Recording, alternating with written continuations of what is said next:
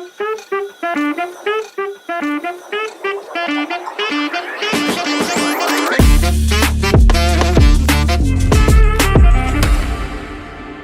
आदाब। मैं हूं आपके साथ आफ्ताब और हमारे साथ एक बार फिर से सुधीर मिश्रा जी मौजूद हैं। एक बार फिर से आपका इस्तकबाल है, स्वागत है आज के हमारे इस पॉडकास्ट में। नमस्कार आफ्ताब। आज का जो हमारा टॉपिक है वो पिछले टॉपिक से थोड़ा सा मिलता जुलता ही है। अगर आपने हमारा वो पिछला पॉडकास्ट नहीं देखा है तो जरूर देखिएगा। बात हमने की थी उसमें रोटी की, और आज रोटी से ही मामला उसका जुड़ता है। जायका रोटी के साथ भी उसका बहुत अच्छा आता है, रोटी के साथ भी आप उसे खा सकते हैं, लेकिन रिश्ता उसका जो है वो पूरी के साथ ज्यादा बैठता है। आप गेस कर सकते हैं, मैं आपको गेस करने का मौका दे रहा हूँ। हालांकि जैसे ही मैं बोलूंगा आप बहुत कुछ बोलना शुरू कर देंगे, उसके ऊपर आपको पता है। आप शायद आपने कहानी मुझे बहुत पहले सुनाई थी, अगर आपको याद आए तो। पूरी के साथ एक कहानी आपने चलते फिरते एक सुनाई है मुझे, पूरी और कद्दू की। यस जी हाँ, आज हम बात कर रहे हैं कद्दू की।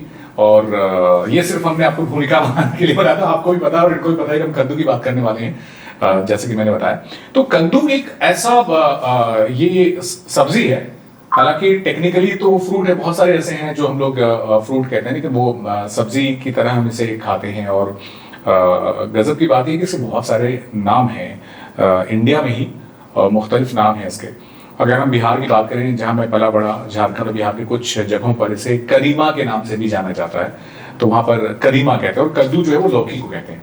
हालांकि कद्दू, कदीमा, खीरा, ये सब एक ही फैमिली से हैं। बल्कि करेला भी, ये सारे कुकुरबिटेसी फैमिली से हैं, अगर बोटेनिकल फैमिली की बात की जाए तो आज हम कद्दू की ही बात करने जा रहे हैं। और कद्दू के भी कई प्रचलित नाम हैं, यूपी में भी इसके कई नाम हैं। इसके पीछे की वजह मेरे ख्याल से उसकी लोकेलिटी भी। आपको क्या लगता है? सबसे पहले आफ्ताब, मैं आपका शुक्रिया अदा करूंगा इस बात के लिए कि आप बहुत ही आम लोगों से जुड़े हुए विषयों पे बात करते हैं। जैसे पिछली बार रोटी पे आपने बात की, आज आप कद्दू के बारे में बात कर रहे हैं। ऐसे युग में कि जब लोग, आप देख रहे हैं ये जितने भी पॉडकास्ट आ रहे हैं, कोई फिल्म स्टार से बात कर रहा है, कोई क्रिकेट स्टार से बात कर रहा है, कोई ओलंपिक चैंपियन से बात कर रहा है, कोई किसी पॉलिटिशियन से बात कर रहा है, कंट्रोवर्सीज क्रिएट हो रही है, और आप बात कर रहे हैं रोटी की, कद्दू की। तो बहुत अच्छी बात है। ये बिल्कुल हमारी आम जिंदगी का हिस्सा है, हमारी रसोई का हिस्सा है। और बातें होनी चाहिए, हमारी अपनी बातें होनी चाहिए। ये ऐसे सब्जेक्ट हैं जिसमें हमको बात करनी चाहिए। तो अभी आप कह रहे थे कि कद्दू के नाम। जी, कद्दू को मैं जब राजस्थान में था, तो राजस्थान में 3 साल करीब रहा, तो वहां कोई भी कद्दू को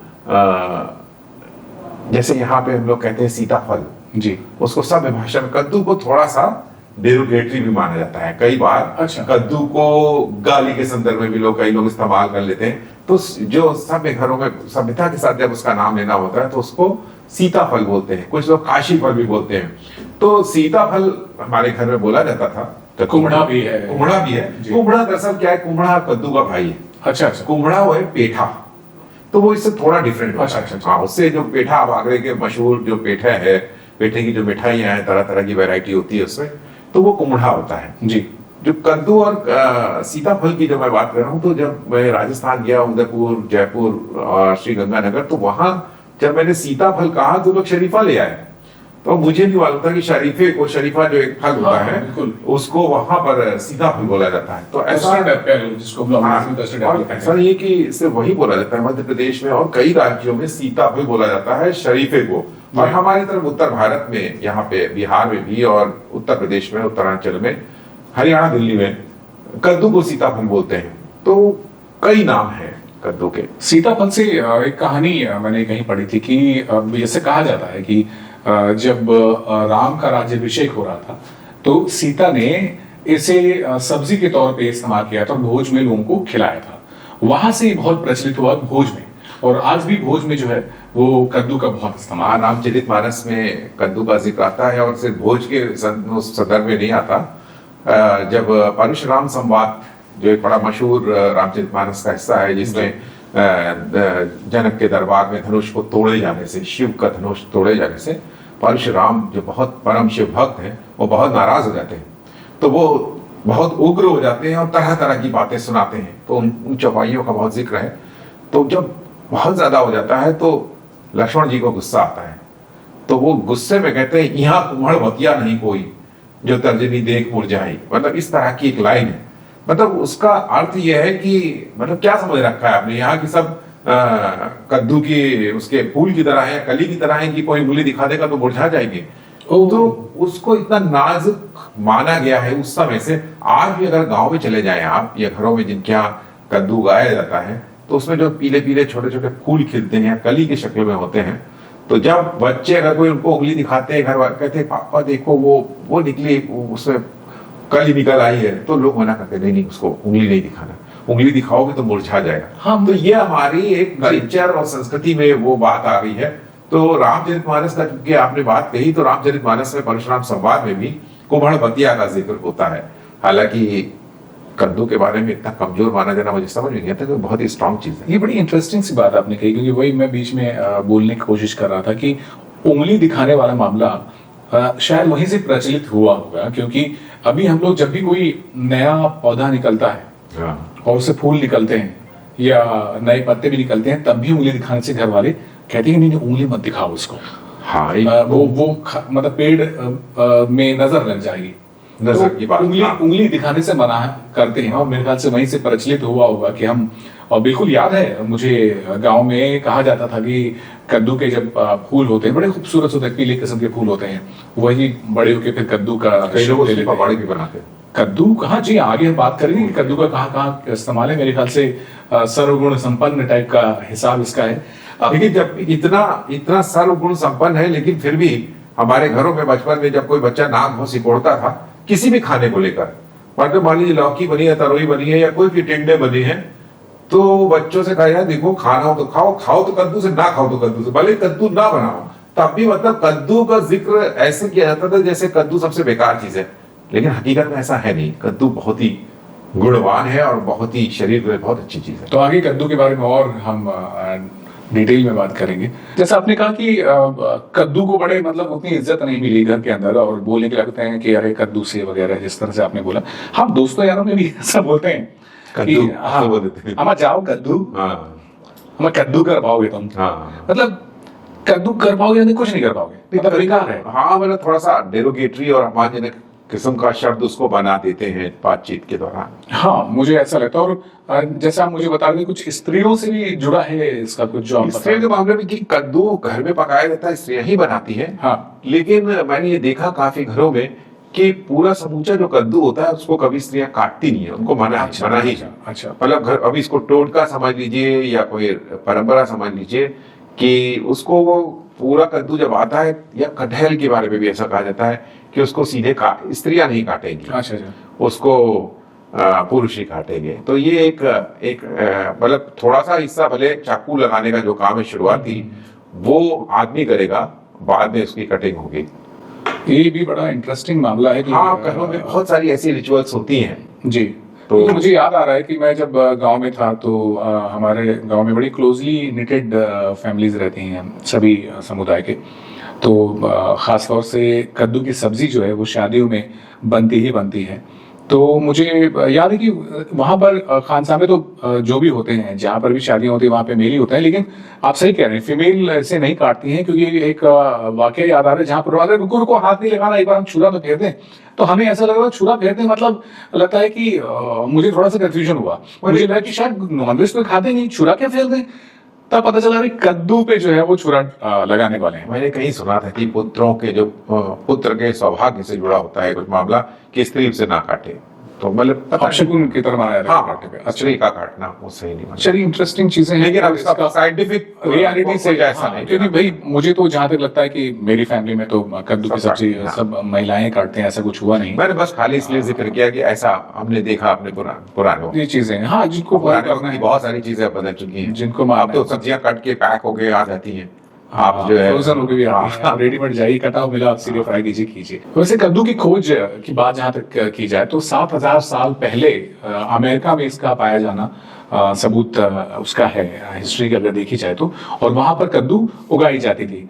जब मैं बीच में टोकना चाहूंगा, कद्दू उगाई जाती नहीं थी, कद्दू उगाया जाता था। और अक्सर मैं जब बिहार और मिथिला और झारखंड के लोगों के साथ बात करता हूँ, उनके साथ हमारा अक्सर ये थोड़ा सा भाषाई टकराव होता है कि लिंग भेद के मामले में जो चीज पुल्लिंग है वो आप स्त्रीलिंग कर देते हो, जैसे हाथी जाती थी।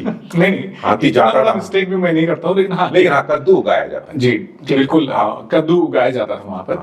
और लैटिन अमेरिका की बात की जाए तो उन्होंने इसको मेडिसिन वगैरह में भी यूज किया है और फूड में भी यूज किया है, और इसके कई इस्तेमाल वहां पर हुए। और 15वीं शताब्दी में जब कोलंबस जो है अमेरिका के सैर पर निकला, तो कहा जाता है कि वो अमेरिका से इसके बीज ले आया, और वो बीज जो है वो यूरोप के देशों में पहुंचा, और वहां से यूरोप में ये फैला। और उसके बाद जो ट्रेडर्स थे वो इसे एशियन कंट्री में लेके आए, चाइना में ये पहुंचा, उसके बाद इंडिया, फिर जापान, और उसके बाद इनकी खेती इन जगहों पर ज्यादा होने लगी। और मुझे लगता है मतलब इतिहास को लेकर अब उसके हिस्टोरिकल तथ्य क्या क्या है, मैं उस बहस में नहीं बढ़ना चाहता, लेकिन विष्णु पुराण में कद्दू का जिक्र है। तो 7,000 5,000 साल पहले की बात ये है। तो वही तो आप कह रहे हैं कि 1500 में जब यूरोप में आया और उसके बाद में हाँ, एशिया में आया, तो ये इसको थोड़ा लेकर सा बहस हो सकती माना है, जा सकता है। क्योंकि रामचरितमानस में जिक्र है, रामायण में जिक्र है, विष्णु पुराण में जिक्र है कद्दू का, और कद्दू पूरी का बहुत समय से जिक्र चला रहा है। तो मुझे थोड़ा सा डाउट है कि एशिया में इतना बाद में कद्दू आया होगा। हालांकि इसमें जो वनस्पति शास्त्री हैं वो ज्यादा बेहतर बता सकते हैं, पर जो जब रामचरितमानस और रामायण में है तो इसका मतलब है कि काफी उससे कम से कम 1500 से तो पहले ही है, 1500 से उत्तर वैदिक काल में आया होगा। क्योंकि कद्दू का इस्तेमाल आयुर्वेदा में बहुत है, आयुर्वेद में है, तो ऋषि मुनि इसका इस्तेमाल तो इसका करते मतलब है हैं। कि हमारे यहाँ पहले से था कद्दू।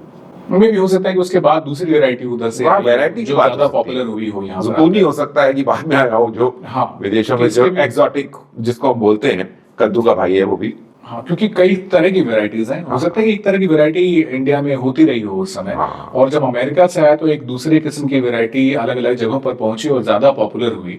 क्योंकि सब्जियां भाई नेचर है, नेचर ने तो अपने आप को हर जगह दरख्त दिए हैं, हर जगह पेड़ है, हर जगह नदियां हैं, तो वो होगा। नहीं, आप देखिए ना, जिस तरह से चीन और भारत में जी जिस कदर कद्दू उगाया जाता है, मतलब भारत चीन में सबसे ज्यादा होता जी, है, बिल्कुल, उसका भारत नंबर वन पे है। में, और भारत में दक्षिण से लेकर उत्तर भारत तक सब जगह है इसकी जितनी व्यापकता इसकी है, मुझे नहीं लगता कि वो 300-400-500 साल की है, वो काफी तो प्राचीन। भाई मैं उसी पे आपको बता दूं कि चाइना नंबर 1 सप्लायर है कद्दू का पूरे दुनिया में, मार्केट का सबसे उगाता ज्यादा है। हाँ। और 7.1 मिलियन टन वहां पर कद्दू जो है चाइना में 7.10 मिलियन 7.1 मिलियन हाँ मिलियन, वही मैं कह रहा हूँ। और इंडिया में जो है ये 5.4 मिलियन टन के हिसाब से, हो सकता है आगे पीछे थोड़ा नंबर हो।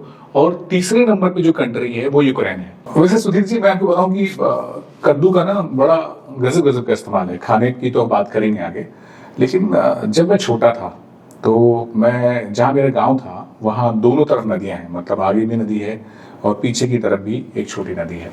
पुल उस समय हुआ नहीं करते थे, अब तो खैर पुल बन गए हैं, गवर्नमेंट ने बहुत पुल वगैरह बना दिया है। स्पेशली झारखंड में काफ़ी पुल हो गए हैं, हालांकि अब बिहार में बहुत पुल ढह रहे हैं, उसकी बात अलग है। लेकिन तो बचपन में जब जाते थे गर्मी छुट्टियों में, और बाढ़ का सीजन वही होता था, बारिश हुई और पानी आया और झारखंड में बाढ़ आना, और झारखंड नदियों से भरा हुआ है पूरा स्टेट ही। तो वहां पर क्या था कि मैंने नदी पार किया है कद्दू को पकड़ के। कैसे? ये जो कद्दू होते थे ना, कद्दू को सुखाया जाता था, और जब सूखने के बाद कद्दू बिल्कुल हल्का हो जाता है, लाइट वेट, और डूबता नहीं है पानी में, होता मजबूत। अगर आप पकड़ लेंगे उसको तो डूबेगा नहीं। कभी आपने तुरई देखी? तुरई, सूखी तुरई हाँ, बीज के लिए रखी जाती रखी है। जाती है, और उसको यूटेंसिल धोने के लिए, मतलब बर्तन धोने के लिए भी इस्तेमाल होता है। हाँ, जूने का, इसमें जैसे वो जूना जैसा। तो ऐसे ही कद्दू का हो जाता है शेप। वो भी बड़ा सा होता है, तो अंदर उसके अंदर पूरा समझ लीजिए कि एक फाइबर का नेट हो जाता है वो अंदर की तरह। आप देखें तो उसको पकड़ के वो बिल्कुल फ्लोट करता है, डूबता नहीं है, वो पानी में डूबेगा ही नहीं। वैसे भी आप शेप देख रहे हैं कद्दू किस तरह से होता है, फूला हुआ होता है। लेकिन अगर वो कच्चा है तो शायद डूब जाए, मैंने ट्राई तो नहीं किया, ट्राई करके देखिएगा आप लोग, नहीं तो सूखा तो नहीं डूबता। तो उसको पकड़ के बचपन में जो है वो दो लोग जाते थे हाथ से पकड़ के। और सबसे इंटरेस्टिंग बात इसमें एक और चीज थी, फिसलता नहीं था। वही एक और इंटरेस्टिंग बात बता रहा हूँ कि इसमें क्या करते थे ना कि एक बड़ा सा एक पतीला टाइप का होता था ढक्कन के साथ। ढक्कन पहले से ही सील कर दी जाती थी। अच्छा। और कई बार तो ऐसा होता ढक्कन में बच्चे को बैठा दिया जाता था। अच्छा। उसके अंदर मतलब जो हांडी क्या कहलाता है, जो भी जिसमें भगोना, बड़ा भगोना जो बड़ा ऐसे जो शेप का होता है, हाँ। जो कद्दू शेप का ही होता है, बड़ा सा होता है, उसके साथ साथ किनारे किनारे इसको बांध दिया जाता था। कभी कई कई हांडियां भी बांध दी जाती थी कई बार, और कम पड़े तो कद्दू भी रहता था उसमें। तो वो भी बड़ा इंटरेस्टिंग था कि भाई हांडियों को पकड़ के लोग बाढ़ ग्रस्त इलाके में जाते थे। एक और चीज उसमें साथ में जोड़ी जाती थी, वो था केले का तना।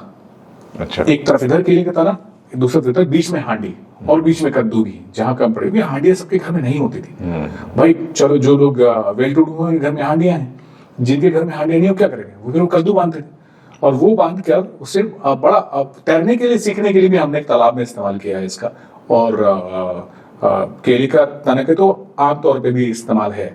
तो ये बड़ा इंटरेस्टिंग सा है मेरे लिए याद, कद्दू का बचपन की यादें। हालांकि हम जिस उत्तर भारत में लखनऊ और आसपास के इलाकों जो हमने देखे यहाँ पर, वहाँ पर कद्दू हमारी संस्कृति का हिस्सा है जी, कल्चर का हिस्सा है। खासतौर से शादी बारात हो, कोई धार्मिक उत्सव हो, जीवन मरण का कोई कार्यक्रम हो, और खास तौर से जिस तरह के पारिवारिक बैकग्राउंड से मैं आता हूँ, कानिकुब्ज ब्राह्मण, तो ब्राह्मणों में तो कद्दू का बहुत ही ज्यादा महत्व है। कोई भी ऐसा त्योहार पे और उत्सव में कोई ऐसा मौका नहीं होता जब कद्दू ना बनाया जाए।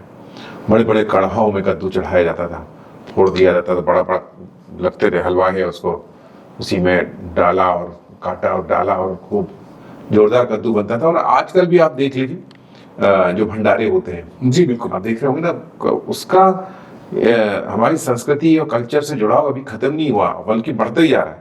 अब लखनऊ में जो भंडारे लगते हैं बड़े मंगल में, आप देखिए तो कद्दू आलू की सब्जी, और जो यहाँ लखनऊ की जो मशहूर जो देसी घी की पूड़ी बेचने वाले लोग हैं, वो 5 तरह की सब्जियां देते हैं, उसमें कद्दू जरूर होता है और बहुत ही टेस्टी होता है, बहुत जायकेदार होता है। और सिर्फ उत्तर भारत में नहीं, आप दक्षिण भारत में देखिए सांभर, कद्दू के बिना सांभर नहीं बनता है। सांभर जरूर, सांभर बनेगा तो कद्दू जरूर होगा। जबरदस्त उसका टेस्ट आता है, उसको उसका जो जब मुंह में उसका गूदा जाता है, बड़ा मजेदार लगता है वो। हाँ, और वो बहुत ही न्यूट्रिशनल वैल्यू भी उसकी बहुत अच्छी होती है। पोंगल में भी इसका इस्तेमाल होता है। वैसे साउथ में नजर बट्टू की तरह भी इसका इस्तेमाल होता है।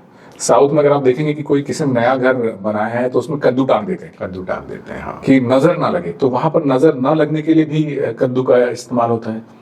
वैसे कल्चरल सिग्निफिकेंस अगर आप वेस्ट की बात करें तो हैलोवीन नाइट में इसका बहुत ज्यादा इस्तेमाल होता है। अगर आप देखें एज ए प्रॉप भी होता है, उसमें लालटेन की तरह से तैयार किया था, आंखें ऐसे काट कर और बीच में एक मुंह ऐसे काट कर अंदर दिया जला देते हैं, और वो ऐसे करके वो टोपी नुमा वो देखा बता, अमेरिका वगैरह में काफी जो है कई तरह तरह के उसके डिजाइन बनाए जाते हैं, बाकायदा घरों के बीच में कंपटीशन होता है। हाँ, कि कौन कितना बेहतर हेलोवीन पे बनाए, हेलोवीन पे, और उसमें कद्दू का बहुत खास इंपॉर्टेंस होता है। बिल्कुल, मुझे लगता है कि हेलोवीन बिना कद्दू के आप इमेजिन नहीं कर सकते। उसमें बहुत इंपॉर्टेंट प्रॉप है हेलोवीन में कद्दू। और अगर आप सिंड्रेला की कहानी पढ़ेंगे तो उसमें फेरी गॉड मदर ने भी कद्दू का इस्तेमाल किया। रात को 12 बजे के बाद वो कद्दू बनाते हुए, मतलब पंपकिन बना देती थी, और पंपकिन को ही एज ए करियर इस्तेमाल करते थे। तो वो और भी बहुत सारे फोकलोर हैं जहाँ पर जिक्र है। एक कहानी और भी वेस्ट में बहुत प्रचलित है, जिसमें घोड़े की जब घोड़े का सर कट जाता है तो घोड़े के सर की जगह कद्दू लगाया जाता है। और भारत में भी, बंगाल में शायद कहाँ पर बलि देने का जो है परंपरा है, तो वो किसी नर बलि या किसी पशु की बलि देने के बजाय कद्दुओं की बलि दी। हाँ, दुर्गा पूजा के टाइम में हाँ, ये कद्दू की बलि एक प्रतीकात्मक बलि होती है। जी जी जी जी जी, बिल्कुल। इस तरह से कद्दू हमारी संस्कृति का हिस्सा हमेशा से। मैंने भी पहले बताया था कि रामचरितमानस में जिक्र है, संस्कृति में उस समय से जुड़ाव है। अच्छा, रामचरितमानस तो मेरे ख्याल से मुगलों के टाइम पे ही लिखा गया। हाँ, लेकिन रामचरितमानस की प्रेरणा रामायण है, हाँ, कि बहुत पहले इन्हें वाल्मीकि ने लिखा है, तो बहुत सारी चीजें वहां से आई। तो इसलिए रामचरितमानस को सिर्फ मुगलों के समय का मत मानिए, क्योंकि उसकी जो तुलसीदास जी ने लिखी है, उनकी प्रेरणा भी वाल्मीकि रामायण थी। वाल्मीकि रामायण काफी प्राचीन है जी, बस ये पोएटिक फॉर्म में रामचरितमानस को नहीं, उसकी वो जैसे उनकी भाषा में बहुत फर्क है। ये अभी हमारी जो अवधी भाषा में लिखी गई है वो संस्कृत है, रामायण। हाँ। अच्छा, तभी लोग रामायण को पूरी तरह पढ़ना मुश्किल हो जाता है। ये अच्छा, रामचरितमानस आप कह रहे हैं कि अवधि में ही लिखी गई है। देखिए, रामचरितमानस इसीलिए घर घर तक और जन जन तक क्यों पहुंची, तुलसीदास जी का यही सबसे बड़ा योगदान है कि उन्होंने घर घर तक पहुंचाया। खैर अभी हम लोग कद्दू की बात कर रहे हैं। तो कद्दू का जिक्र रामचरितमानस में भी है। ये बड़ी खूबसूरत बात आपने बताई। वैसे कद्दू के जायके की बात आगे हम करेंगे। वैसे सुधीर भाई, कद्दू का शेप जो है कहीं ना कहीं आप देखा से गोल होता है, वैसे तो खूबसूरत होता है, लेकिन पेट का शेप भी थोड़ा गोल होता है। हाँ भले, लेकिन पेट का शेप हो, गोल हो कद्दू, लेकिन मोटापा कम करने में कद्दू का बहुत बड़ा योगदान जी। है। और क्योंकि इसमें फाइबर होता है। जी। फाइबर क्या पचाने में बहुत मदद करता है, चीजों को रुकने नहीं देता पेट में। और इसका एक मैं आपको बड़ा मजेदार एक मुझे याद आता है। किसी से मैं ऐसे ही कह रहा था कि कद्दू पूड़ी, मतलब हम लोगों के घरों में खासतौर से ब्राह्मण लोग, पंडितों की पूजा कराने जाते हैं, जी, जी। कद्दू पूड़ी क्यों खाते हैं? मैं कहा, कद्दू पूड़ी को इतनी क्यों पसंद है? तो उन्होंने कहा, देखो सुधीर तुम्हें बताता हूँ कि कद्दू पूड़ी क्यों पसंद है। तो उन्होंने 10-20 पूड़ियां नहीं, उसका एक गड्डी बनाई। अच्छा। और उसको ये रख दिया, और उसको कद्दू की सब्जी उस पर रख दी। बोले अब सुबह देखना तुम इसको।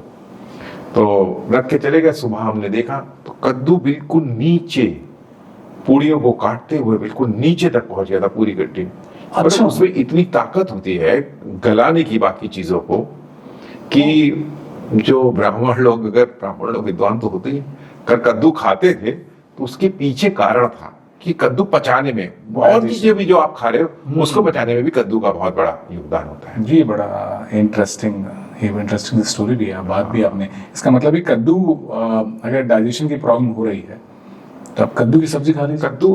कद्दू है, तरोई है, ये सारी चीजें आपको वेट घटाने में मदद करती हैं। आप रोटी कम खाइए, चावल कम खाइए, और इनकी क्वांटिटी बढ़ा दीजिए खाने में, तो ये फायदे के लिए है, बहुत फायदा होता है।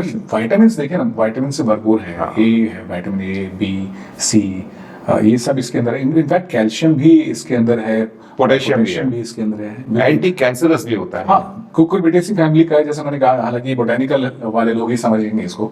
तो जितने भी कुकुरबिटेसी फैमिली के जो होते हैं वो एंटी कैंसरस होते हैं बाय डिफॉल्ट, और एंटी इंफ्लामेटरी भी होते हैं। मतलब अगर आपके अंदर सूजन है शरीर के अंदर कहीं कुछ, तो आप इस तरह की सब्जी अगर खाते हैं, कद्दू की सब्जी हो गई या और भी इसी की फैमिली की, जिसकी बात आगे हम करेंगे, तो वो आपको सेहत को ठीक करने में भी बड़ा उसका फायदा है। तो ओबेसिटी को कम करने का भी मैंने सुना कि वो तो पता ही है कि मोटापा कम करने में इसका बहुत योगदान है। दूसरा, कद्दू किस तरह से पकाया जा रहा है, और कद्दू है कैसा, हरा कद्दू है कि पीला कद्दू है, सबकी अपनी अपनी तासीर है। अच्छा। कद्दू की अपनी अपनी अलग अलग किस्म के कद्दू की अलग अलग तासीर है। साथ में आप उसको किस कॉम्बिनेशन में पका रहे हैं, बना कर है, जिसमें मसाले पड़ते हैं वो भी बड़े खास होते हैं।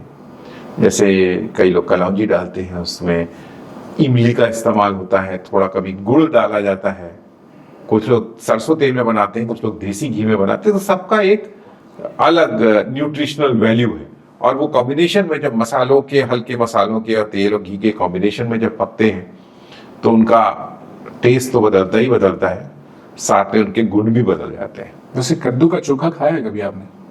हाँ, बिहार के कई जगहों पर कद्दू का चोखा भी बनाया जाता है। कद्दू का चोखा तो बनता ही है, पूड़ी के साथ में खाइए, पराठे के साथ में खाइए। हाँ। बहुत अच्छा लगता है। और मुझे तो खासतौर से, मुझे अरहर की दाल हो, कद्दू हो, थोड़ा सा हल्का सा पका वाला, हल्का सा मीठापन लिए हुए, एक चटनी हो जो गर्मियों में आती है, पुदीने और अमये की, और दाल चावल और कद्दू की सब्जी। और बरसात के दिन में अगर कद्दू के पतले पतले स्लाइसेस कर दें, बेसन में लपेट के इसको जो है तलें और पकौड़े की तरह खाएं, बड़ा जायकेदार हो। हालांकि मैंने ये नहीं खाया है, ट्राई कीजिएगा।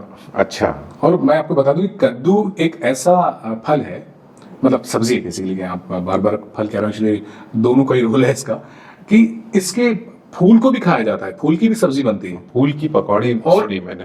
कमाल की बात ये है कि इसके पत्ते का भी इस्तेमाल खाने में होता है। मतलब कई अगर आप अफ्रीकन कंट्री की बात करेंगे तो वहां पर इसको पत्ते का भी इस्तेमाल होता है। पत्ते को उबाल कर ये मूंगफली की चटनी के साथ इसको पीस कर खाते हैं।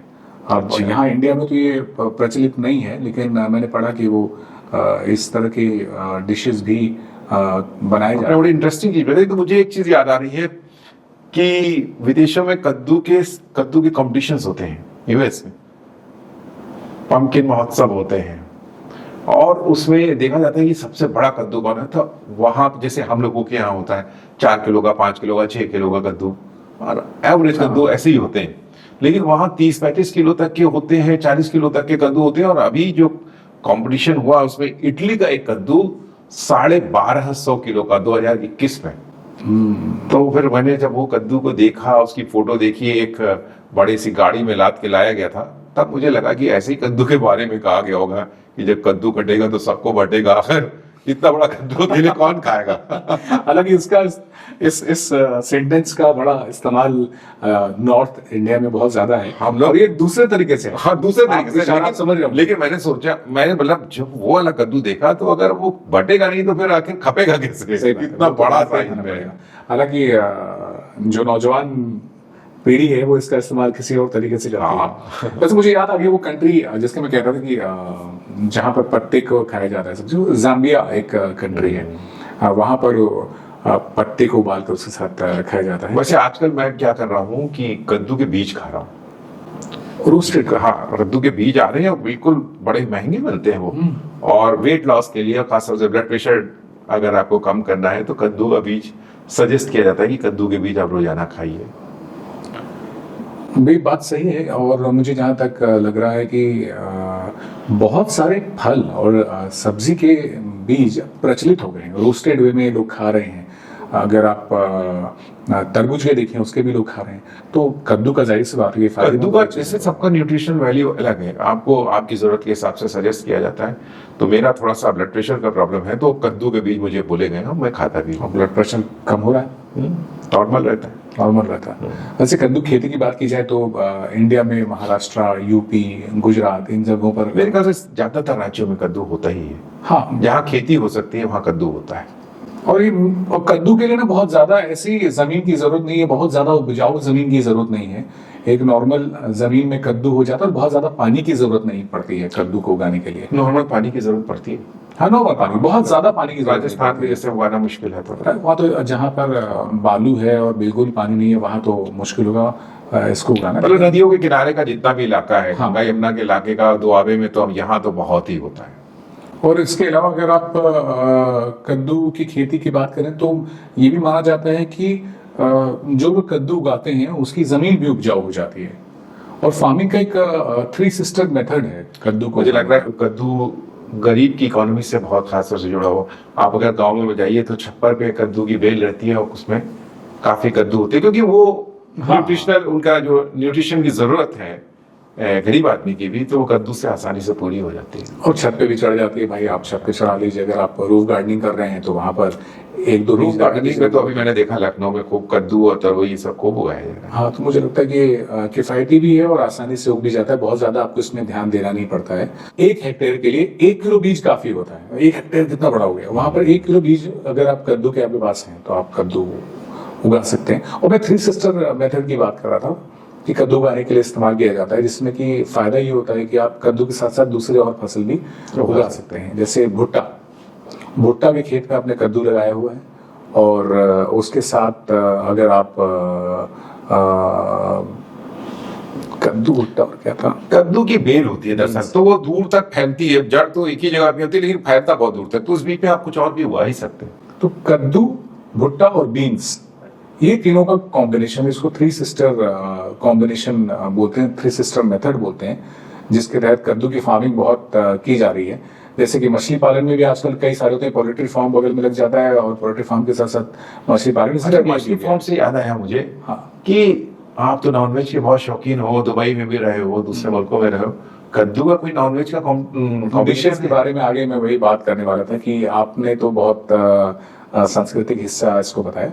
अच्छा, कद्दू के साथ कद्दू गोश्त बड़ा जबरदस्त बनता है। लेकिन मैं सच में पहली बार सुन रहा हूँ। आप आइए, मैं आपको कद्दू गोश्त खिलाता हूँ घर पे। बड़ा मजेदार वो कद्दू गोश्त बनता है। चूंकि मैं दुबई में रहा तो वहाँ फायदा ये हुआ कि पाकिस्तान के बहुत दोस्त बने। अच्छा, पाकिस्तान में मुझे लगता है कि हर एक सब्जी में जो है वो गोश्त पड़ता ही पड़ता है। मतलब हमारे यहाँ कोई भी सब्जी उठा लीजिए, जैसे हमारे बंगाल में होता है कि वहाँ भी हर चीज में फिश जरूर डाल देते हैं। हाँ, वही सेम। तो वहां पर भी हर सब्जी में ही कद्दू, देखिए कद्दू चढ़ गया मेरे ज़बान में, मुझे लग रहा है हर सब्जी में ही गोश्त का इस्तेमाल होता ही होता है। तो वहां मैंने एक दोस्त के घर पे कद्दू गोश्त खाया। और वैसे कद्दू गोश्त का टेस्ट और लौकी गोश्त का टेस्ट में फर्क है। अच्छा, लौकी गोश्त जो है वो थोड़ा सा आपको नमकीन किस्म का मजा देगा, और कद्दू गोश्त जो है वो थोड़ा सा मिठास उसमें कद्दू गोश्त में रहता है, क्योंकि उसमें जो इंडिया वगैरह में जो कद्दू बनाते हैं तो आंवला उसमें पड़ता है, आंवला के साथ इमली पड़ता है। आंवला नहीं पड़ता। आंवला नहीं पड़ता? नहीं। तो इमली होगा मेरे ख्याल से। इमली पड़ती है, इमली पड़ती है, कच्ची अम्बिया पड़ सकती है, खटाई पड़ती है। हाँ, खटाई पड़ती है। तो ताकि वो उसका जो इनका कॉम्बिनेशन एक कमाल का हो जाता है। आंवला पता नहीं कहाँ से मेरे दिमाग में आंवला बोलने का, आंवला, हालांकि आंवला डाला जा सकता है, मुझे लग रहा है कि अगर गार्लिक कसैला पाना जाएगा। देखिए हर चीज का एक डालने को आप कुछ डाल दीजिए, लेकिन वो जहर नहीं बनाना ना, हमको तो टेस्टी बनाना। बात सही है। तो ऐसे आप इमली और आम और अमिया तक ही रखिए, और उसके ऊपर जब बन जाता है, जैसे हम लोगों के यहाँ जो ब्राह्मणों के घर में बनता है जी, तो उसमें बाद में हरी मिर्च बारीक सी और पुदीना काट के डाल दीजिए अगर आप ऊपर, गार्निशिंग कर दीजिए। बहुत अच्छा टेस्ट होता है इसका कद्दू में। कद्दू की बात की जाए तो जैसे आपने कहा कि कद्दू जो है डाइजेशन में भी बहुत हेल्प करता है, तो अलग तरह तरह के डिशेज मेरे ख्याल से इंडिया में पड़ते हैं। आपको कौन से वाले कद्दू पसंद है? देखिए मुझे तो थोड़ा सा जो हल्का सा पका हुआ कद्दू होता है, उसको थोड़ा गुड़ और इमली के साथ जो बनाया जाता है, और बाद में जब उसके ऊपर पुदीना और हरी मिर्च काट के वो वाले जो कद्दू होता है वो मुझे बहुत पसंद है। और मुझे कद्दू चावल के साथ बहुत पसंद है, लेकिन अगर पूड़ी और पराठे के साथ मिले तो भी बहुत अच्छा होता है। लेकिन अब क्या है कि हाजमे के लिहाज से अगर देखें तो ज्यादा पूड़ी पराठा खाना भी ठीक नहीं है, तो रोटी के साथ भी काफी लोग खाते हैं, लेकिन ज्यादा मुझे लगता है आफ्ताब आप तो पूड़ी के साथ ही खाते हैं। आपने बिल्कुल सही कहा, मुझे पूड़ी और पराठे के साथ, पूड़ी और कद्दू का बहुत अच्छा कॉम्बिनेशन है ही। हमारे जितने भी भंडारे होते हैं, भंडारे खाने का जो मजा है ना, वो नॉर्मल हो भी नहीं पाता है। और कद्दू में ये खासियत है, ये मैंने पहले भी बताया था कि अगर आप पूड़ी के साथ भी खाते हो तो पूड़ी को पचा देगा ये। हाँ, वेस्ट में थोड़ा सोफिस्टिकेटेड है इसका मामला। वेस्ट में तो मेरा एक दोस्त जाते रहते हैं, वो अक्सर मतलब उनका एक्सपोर्ट का बिजनेस है। हाँ। तो जब भी जाते हैं और वहां से हंसी मजाक उड़ाते हैं, वहां के रेस्टोरेंट में गए, उन्होंने कोई बहुत अच्छी सी डिश देखी, उसको उन्होंने वेजिटेरियन डिश देखी, उसको उन्होंने ऑर्डर किया, तो बाद में पता चला कद्दू का सूप आ गया। तो कहीं यार इतना पैसा लेके लोग कद्दू का सूप पी रहे हैं, या कटे हुए कद्दू आ गए बॉइल्ड, तो वहां कद्दू इस तरह से उनको खिलाएंगे, और उनको मजबूरी में और कुछ मिला नहीं क्योंकि वेजिटेरियन है, तो उन्होंने वही खाया भी, और बहुत महंगा। और टिंड पैक्ड कद्दू भी आता है, कद्दू के सूप आते हैं, कद्दू के जूस आते हैं। बिल्कुल, वो लोग इसके न्यूट्रिशनल वैल्यू को जानते हैं, इसलिए उसका इस्तेमाल करते हैं।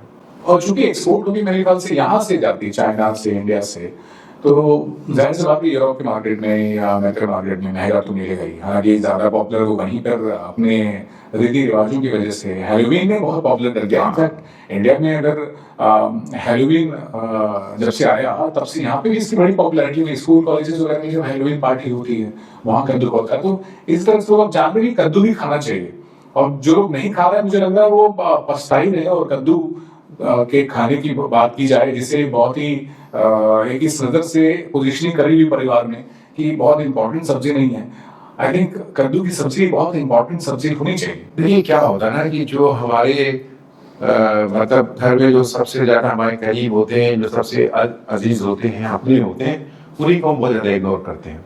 तो कद्दू की स्थिति बिल्कुल यही है। हाँ, घर का ऐसा बच्चा जो सबको बहुत प्यारा है, लेकिन सब उसको इग्नोर करते रहते हैं, उतारते रहते हैं। तो कद्दू खाएंगे सब, हर उत्सव में बनेगा, हर जगह उसका इस्तेमाल होगा, लेकिन कह देंगे खाओ तो कद्दू से, ना खाओ तो कद्दू से, मतलब उसको डेरोगेटरी बना देते हैं अक्सर, पर ऐसा होना नहीं चाहिए। हाँ, एक बात और मैं कहना भूल गया था, कद्दू अगर ज्यादा बड़ा कद्दू होता है तो वो छील के बनता है।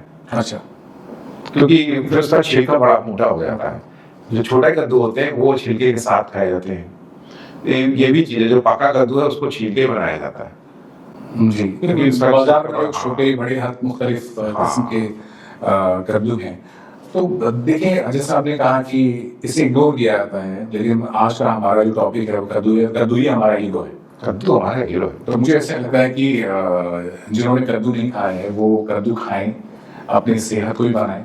कद्दू भले दिखने में मोटापा का एहसास दिलाए आपको कि आपका पेट ऐसा दिखता है, लेकिन मैं आपको बता दूं कद्दू जब खाएंगे तो उसके ठीक ऑपोजिट होगा। वो आपके पेट को काटेगा, आपकी चर्बी को काटेगा, और आपको आपके मोटापे को कंट्रोल करने में हेल्प करेगा। डाइजेशन के साथ साथ और भी कॉन्स्टिपेशन भी अगर आपको है तो कद्दू उसमें बहुत इंपॉर्टेंट रोल प्ले करता है। हल्के में कद्दू को मत लीजिएगा। और अगर इतना सब कुछ सुनने के बाद भी आप कद्दू को लेके मुंह बनाते हैं तो फिर यार खाओ तो कद्दू से, ना खाओ तो कद्दू से।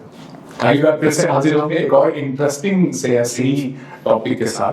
तो हमारे पॉडकास्ट को देखना मत भूलिएगा और हमें सब्सक्राइब करना मत भूलिएगा। नीचे दिए गए एड्रेस को आप सब्सक्राइब कीजिए, हमें फॉलो कीजिए। अपने सजेशन भी हमें आप पहुंचा सकते हैं कि आप क्या देखना चाहते हैं, किस तरह की और भी बातें हैं जो आप शामिल करना चाहते हैं, उससे हम जरूर शामिल इसके लिए हमारा ईमेल आईडी भी साथ में रहेगा। बहुत बहुत शुक्रिया। खुदा हाफिज। नमस्कार।